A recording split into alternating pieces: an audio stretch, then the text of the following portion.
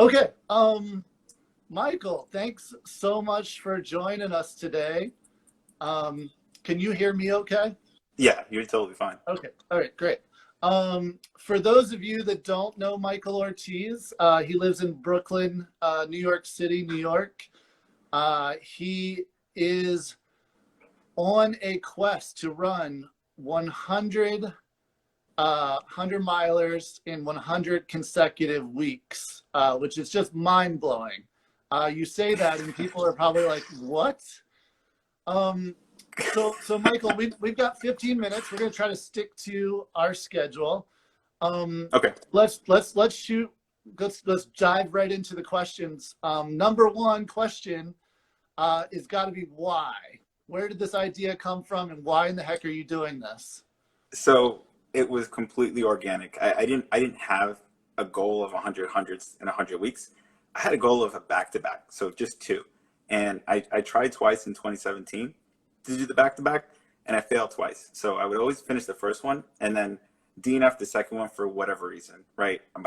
Didn't have that mental preparation yet. And then in 2018, I took a shot at it again, and I succeeded. And I was on cloud nine. I go back to work Monday morning, and I'm thinking, well, nothing feels broken, and I'm regular sore, but not like crazy sore. I wonder if a triple is possible, and then it snowballed from there. Wow. Okay. So you went from two to three, and then you just kept going, basically. Right, and then I got to 10, and then I thought, well, again, nothing feels broken. Let's see if 11 is possible, and then it went from there. It wasn't until I got to 58 that I thought, okay, well, I kind of know what to expect now, and I understand the cadence of this thing. So let's see if 100 is possible. Wait. You got to 58 straight weeks before you kind of had an end goal. We're just going to keep going indefinitely until more than a year into this crazy challenge. So I didn't know, right? I didn't know when I was going to stop. and then at 58, which coincided with the start of the year, the start of 2020. I asked myself, okay, my body, and can I pull off 42 more? Wow. Okay. Well, obviously 100, 100s, that makes sense, right? That's a good round number. And us ultra runners seem to like even numbers, 100K, 100 mile, 50K, 50 mile. Those are some of the most popular distances. Yeah. So what's it been like? You said like you weren't having a lot of nagging injuries or anything like early on that let you go from 2 to 3 to 10 to 20. Right. Like as you got up to 60, 70, 80, have you been feeling a lot more fatigued? Has anything changed physically? Physically, definitely. So, I've been fortunate enough where I haven't had any injuries in the traditional sense. So I haven't pulled anything, I haven't broken anything, I haven't strained anything, popped anything, like thankfully, right? Things that would like pull me out of the game. But running 100 miles, especially on a consecutive basis, doesn't come for free. So every race takes something out of you. And when you compound that and tell your body, hey, we're going to do another 200 to 220,000 footsteps again just 5 days from now, you're asking your body of a lot, right? So it takes a little bit something away from you. So all that is to say is this year I felt a heck of a lot slower than I did last year. I start to feel more fatigued later in the race, or sooner in the race, much sooner than I did last year, for example. So I noticed these changes. It's not injury, but it is slowdown, and it is physical change. Yeah, and then so that's the physical part, but what has it been like, emotionally or mentally to basically finish 100, oftentimes have to travel home, go to work, and then like kind of get your mind wrapped around doing the next one? What has it been like in your head for the past 99, 100 weeks? I think you're asking the right question. So it's not physical exhaustion or fatigue. It's mental, right? And the first 10 weeks, if I were to stop after 10 weeks, it wouldn't have been because of physical exhaustion. It would be because it was mentally draining, right?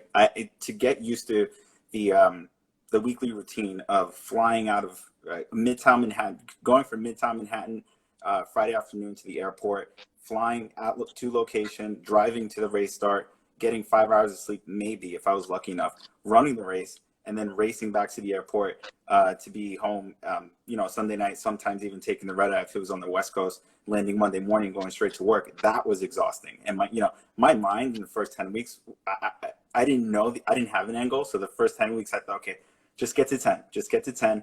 This sucks. This hurts. I'm tired. I'm exhausted. I'm not catching up on sleep, but you got to do it. Just go.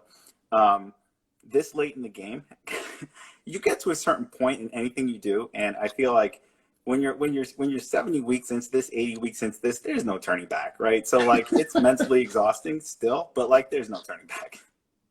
Right. And I'm thinking back to, I know your backstory on this a little bit, and not everyone that's probably watching kind of knows you weren't a runner that long ago, and your life took a major change. And I imagine those motivations that took you from being kind of a workaholic, to someone who went out and enjoyed life more. How is that kind of, I want to say like change in personality, but kind of change in priorities maybe with how you spend your time. Right. How has that played into your desire to want to do this in the first place, but then also the desire to want to see this through maybe? So I would word that a little differently and say it's a change in life philosophy. So, my starting running really began when my brother died.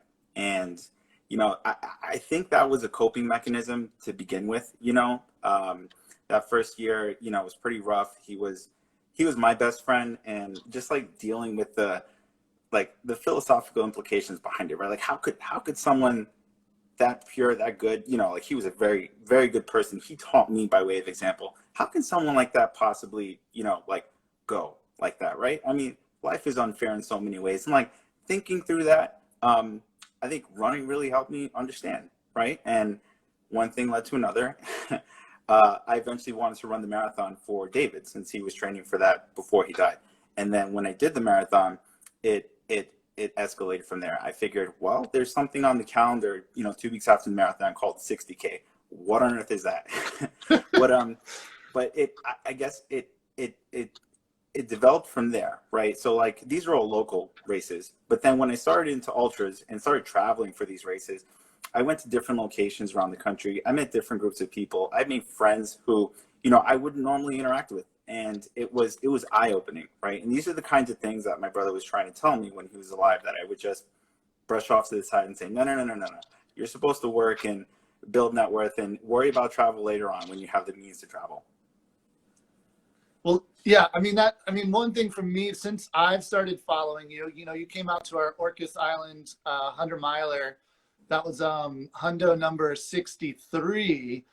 And right. I think I'd heard about you a little bit before that, but I hadn't met you before that. And since then, I've continued to follow you through this journey.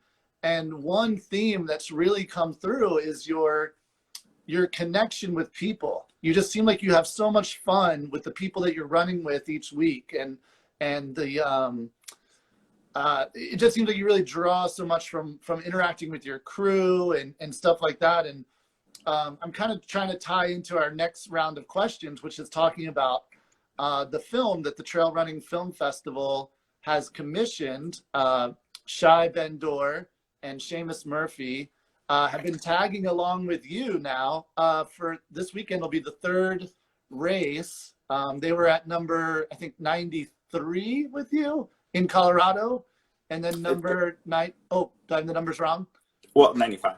95, and then 97 at the Mid-State Massive, right? So 95 and 98. And, 95, okay. You're so detail-oriented. I love it. And then this weekend, they're going to be with you there in New York City for your last one and filming you. So it seems like you've already connected with them and you've really enjoyed getting to know them. I guess my question is what has it been like to have like a film crew following you and meeting you out on the course and running with you? Has that added any pressure? Has it made it worse in any way? That's a very interesting question. I think when they came to the Colorado race, the Sangre de Cristo 100, I didn't know what to expect, right? Like I already know personally, I get to these races at this point and I'm already crunched for time. Before I've even crossed the start line, I know I'm behind the gun, right? Like I know my legs aren't fast enough. They're not what they used to be last year or even at, at the start of this. So I know that, oh my God, I have to be super focused on pace. What is the cutoff? That's what I have to pace to. I can't overdo it. And then, Shy and Seamus come along and I was totally open to it, but I didn't know what to expect. I thought, oh my God, am I gonna be super standoffish for the film? Am I gonna have the energy to interact with, the film crew and other people? And like, can I do both things at once? And then I worried about it. I did. I was a little stressed out about it. And then on race day, it just like all of that melted away because it turned out to be natural and organic. And whenever they were on the course, it was like, hey, what's up, guys? And I would continue doing what I was doing. And like I didn't feel any time crunch or pressure whatsoever. Like interacting with the camera, interacting with them, and doing what I had to do. We kind of did both simultaneously, and I think you'll see that in the film.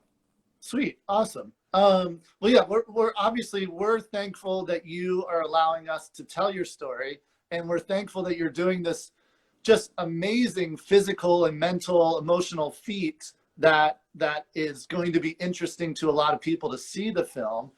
And obviously, your personal journey is a big part of the film, telling your why of why you're doing this and why that you chose to kind of change your priorities and your philosophy of life. And so I think that's a very universal theme that I think a lot of people can take something away from. And so we're really excited to share that film with the world. Game of Hundos is going to premiere December 5th at the Trail Running Film Festival's year-end show, which is going to be a virtual show. We've transitioned this year because of COVID to doing virtual shows. In the past, we always did in-theater shows, and we would go all over the country. We actually did a show was it in Brooklyn at the Alamo Theater? I don't know if Right. Yeah, we did a show there 2 years ago.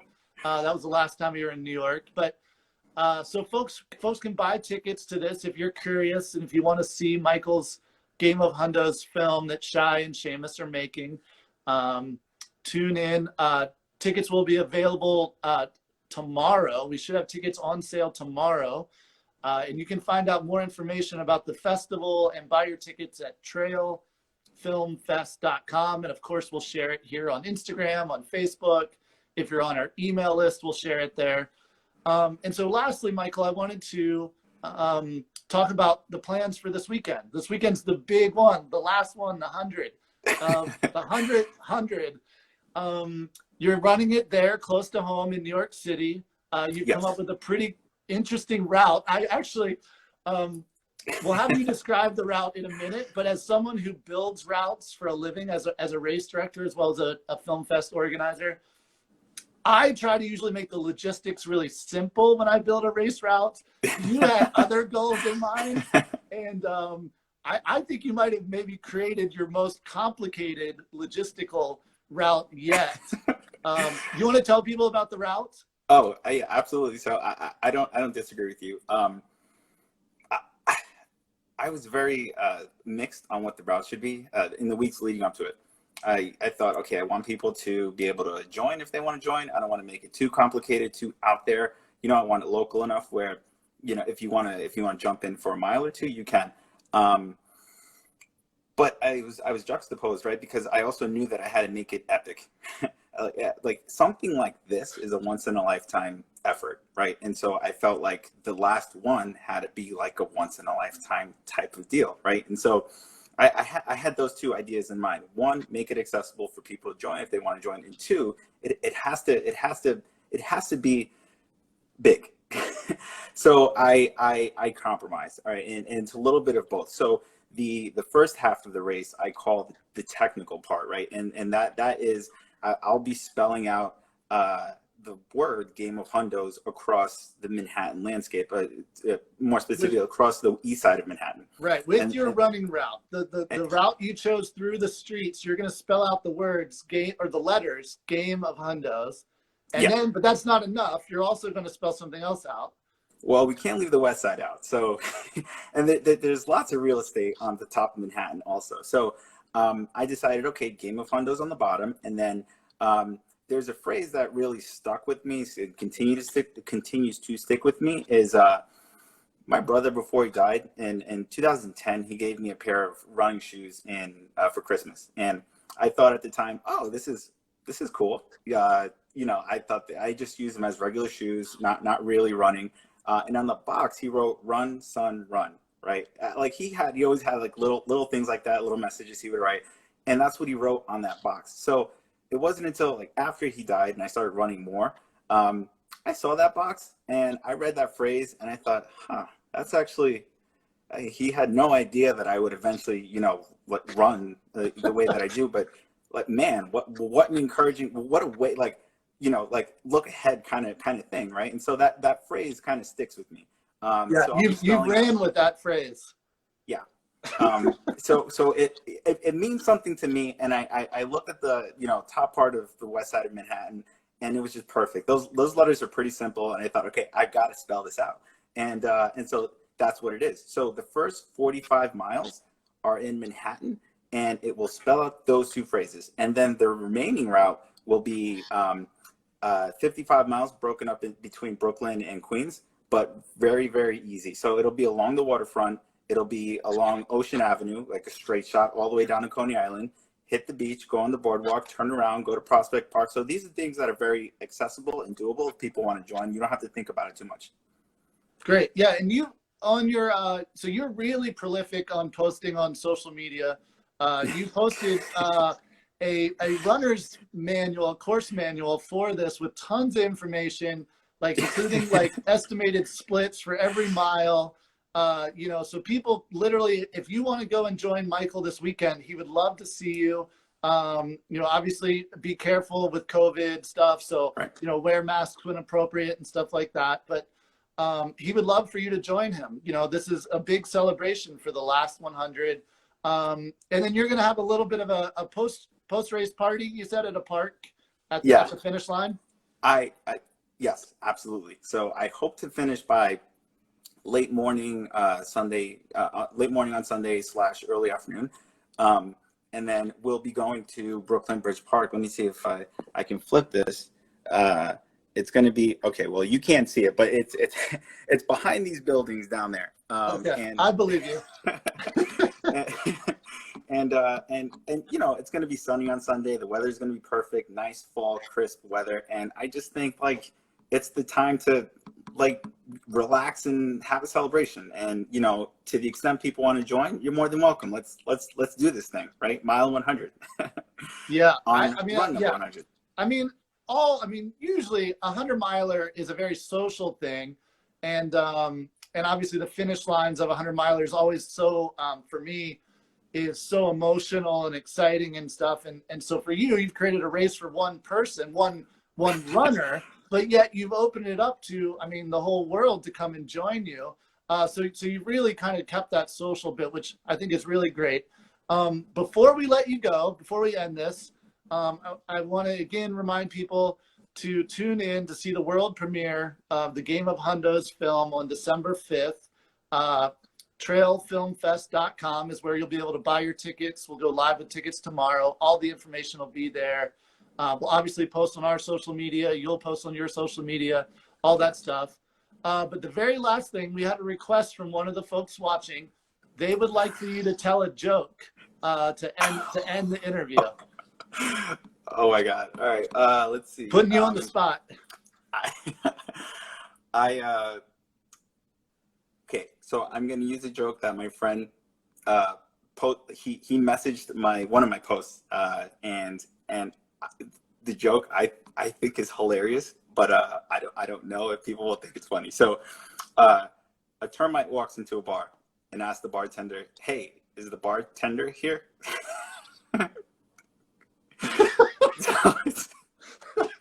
It's one of those things. I will admit I didn't get it, but that's probably my fault. I got too many different things going on in my head, and I actually only slept for a couple of hours last night. So, thank you though for sharing the joke. That was who was it that asked?